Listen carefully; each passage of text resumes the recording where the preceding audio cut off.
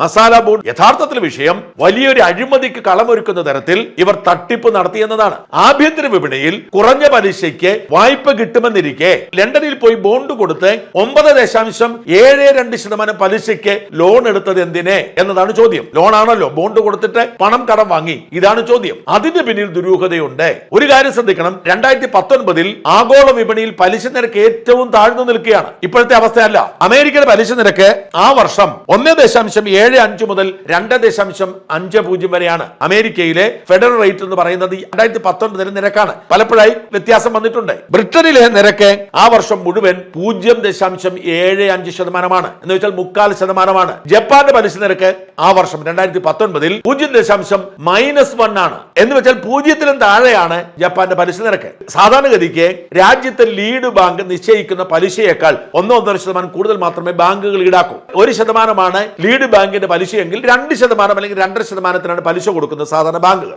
എന്ന് വെച്ച് 2019 അമേരിക്കയിൽ നിന്നും 2% താഴെ പലിശയ്ക്ക് വിദേശത്ത് നിന്നും ലോൺ കിട്ടുമായിരിക്കവേ 9.72 പലിശയ്ക്ക് എന്തിനാണ് 2150 കോടി രൂപ എടുത്ത്? ഇതാണ് പ്രധാനപ്പെട്ട ചോദ്യം. ഇതിന്റെ കൂടി കൂട്ടി വായിക്കേണ്ട ഒരു കാര്യമുണ്ട്. ഉമ്മൻചാണ്ടി കൊച്ചി മെട്രോയ്ക്ക് വേണ്ടി വിദേശത്ത് നിന്ന് വായ്പ എടുത്തത് 1.25% പലിശയ്ക്കാണ്. ഉമ്മൻചാണ്ടിയെ കുറ്റം പറയുന്നു, കൊച്ചി മെട്രോയെ കുറ്റം പറയുന്നു. 1.25% പലിശയ്ക്കാണ് ഉമ്മൻചാണ്ടി കൊച്ചി മെട്രോയ്ക്ക് വേണ്ടി വായ്പ എടുത്തത്. അവിടെയാണ് 9.72% എന്ന കേട്ടുകേൾവിയില്ലാത്ത പലിശയ്ക്ക് ബോണ്ട് കൊടുത്ത് കടമെടുത്തത്. ഇതാണ് ഏറ്റവും പ്രധാനപ്പെട്ട വിഷയം. അതിന്റെ പിന്നിലെ ദുരൂഹത. ചട്ടമൊക്കെ രണ്ടാമത്തെ കാര്യം. ഇത് ഭൂമി വാങ്ങാൻ ഉപയോഗിച്ചോ അതോ പുട്ടടിക്കാൻ ഉപയോഗിച്ചോ രണ്ടാമത്തെ കാര്യം. റിസർവ് ബാങ്കിന്റെ പെർമിഷൻ ഉണ്ടായിരുന്നില്ല, NOC മാത്രം ഉണ്ടായിരുന്നുള്ളൂ. കേന്ദ്ര ധനകാര്യ മന്ത്രാലയത്തിന് പെർമിഷൻ ഉണ്ടായിരുന്നില്ല, നിയമവിരുദ്ധമാണ്.